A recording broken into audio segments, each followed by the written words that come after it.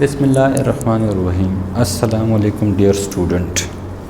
आज हम कुछ स्पेशल रेज डायग्राम यहाँ पर मैंने बनाए हुए हैं, उसके बारे में डिस्कस करते हैं। फिर हम इमेज फॉर्मेशन पे जाएंगे कि इमेज कैसे बनता है इन रेज से।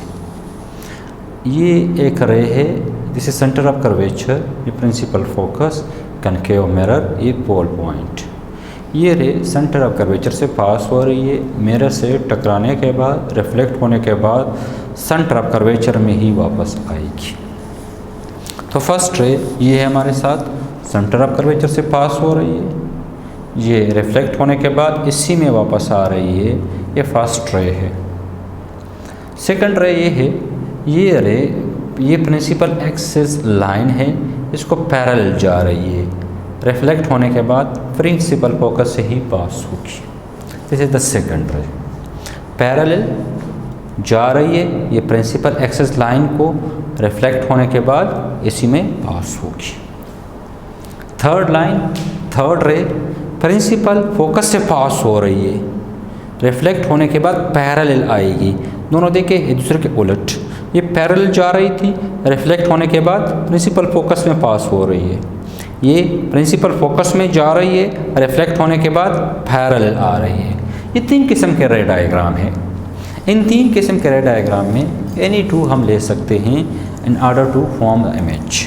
यानी इमेज फॉर्मेशन के लिए हम इन तीनों में से कोई रे भी ले सकते हैं जिससे हमारा इमेज बनेगा।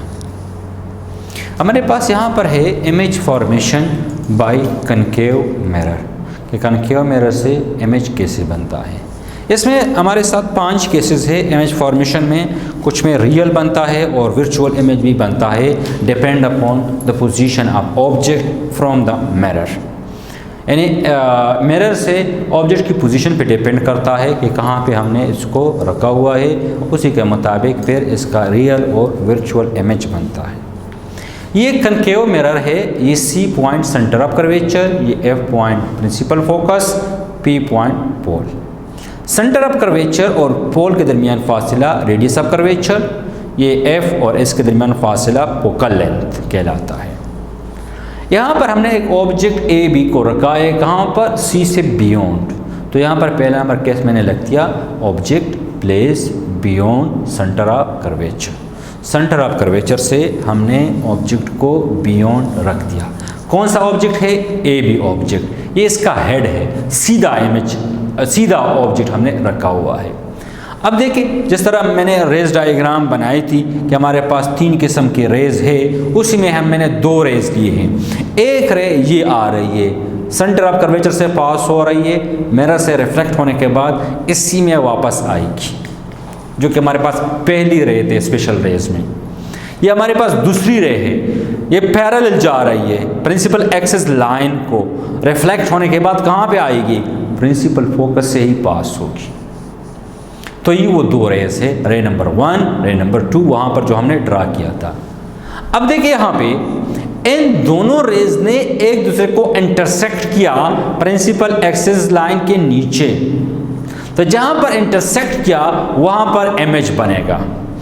जब भी लाइन इंटरसेक्ट करेंगे प्रिंसिपल एक्सिस के नीचे एक दूसरे को, तो ऑब्जेक्ट का जो इमेज बनेगा वो उल्टा होगा। ये एरो ऊपर की तरफ था, अब हमने नीचे की तरफ बनाया।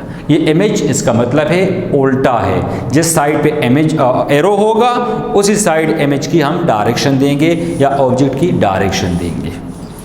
अब देखिए यहाँ पर सेकंड नंबर, हमने इसमें कुछ पॉइंट्स लिखे हैं, उस पॉइंट्स पे हम जाएंगे। पहला पॉइंट मैंने लिखा है पोजीशन ऑफ ऑब्जेक्ट, कि ऑब्जेक्ट को हमने कहाँ पे रखा हुआ है।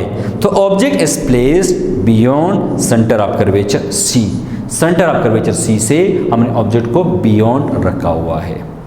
दूसरे नंबर पे फॉर्मेशन ऑफ इमेज, इमेज कैसे बनेगा और कहाँ पे बनेगा।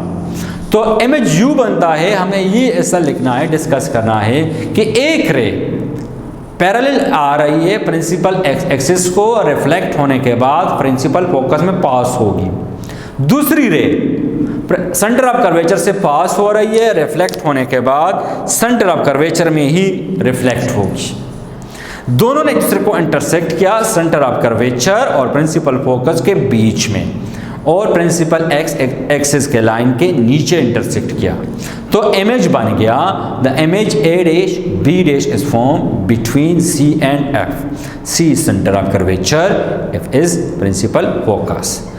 ये ऑब्जेक्ट था हमारे पास, ए बी हमारे पास ऑब्जेक्ट था, और हमने इस इमेज को नाम दिया ए डैश बी डैश का नाम दिया। अब साइज क्या है, हमने इसको साइज का देखना है। ऑब्जेक्ट बहुत बड़ा है, इमेज इसके मुकाबले में बहुत छोटा है, बहुत छोटा, इसको हम डिमिनिश कहते हैं, very small. The image is diminished and very small. हमने इमेज के साइज के बारे में डिस्कस किया कि इमेज का साइज जो है बहुत ही small as compare to the object. अब ये इमेज बन रहा है प्रिंसिपल एक्सिस के नीचे, तो मैंने पहले आपको कहा कि जो इमेज बनेगा इसके नीचे वो उल्टा होगा, और लाइंस ने रेज ने एक्चुअली इंटरसेक्ट किया है एक दूसरे को between the C and F, तो इसको हम कहते हैं रियल इमेज। तो नेचर ऑफ इमेज क्या हो गया, रियल हो गया। या हम ये कह सकते हैं कि जब ऑब्जेक्ट को बियॉन्ड सेंटर ऑफ कर्वेचर रखेंगे उसका इमेज क्या होगा, एक तो डिमिनिश बनेगा, स्मॉल बनेगा, दूसरा क्या होगा, रियल होगा। ओरिएंटेशन क्या होगी, जब सेंटर ऑफ कर्वेचर से बियॉन्ड ऑब्जेक्ट रखेंगे ए बी, तो जो इमेज बनेगा और जिसको हम ओरिएंटेशन कहते हैं वो क्या होगी, वो इन्वर्टेड होगी। तो ये बातें जहन में रखें कि जब भी ऑब्जेक्ट हम सी से बियॉन्ड रखेंगे, ऑब्जेक्ट इमेज डिमिनिश बनेगा, स्मॉल, उल्टा बनेगा, रियल बनेगा। और जो बातें ज़रूरी है वो ये है कि जब भी रेज रिफ्लेक्ट होने के बाद इस प्रिंसिपल एक्सिस लाइन के नीचे एक दूसरे को इंटरसेक्ट करेगी, इमेज उल्टा होगा, इन्वर्टेड और रियल होगा।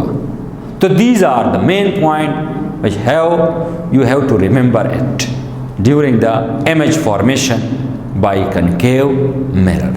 ये पहला केस था हमारे पास इस कनकेव मिरर में। नेक्स्ट हमारे पास आ रहे हैं 2-4 केसेस और रहते हैं, जो कि हम इंशाल्लाह नेक्स्ट लेक्चर में इसको डिस्कस करेंगे इंशाल्लाह। Thank you very much.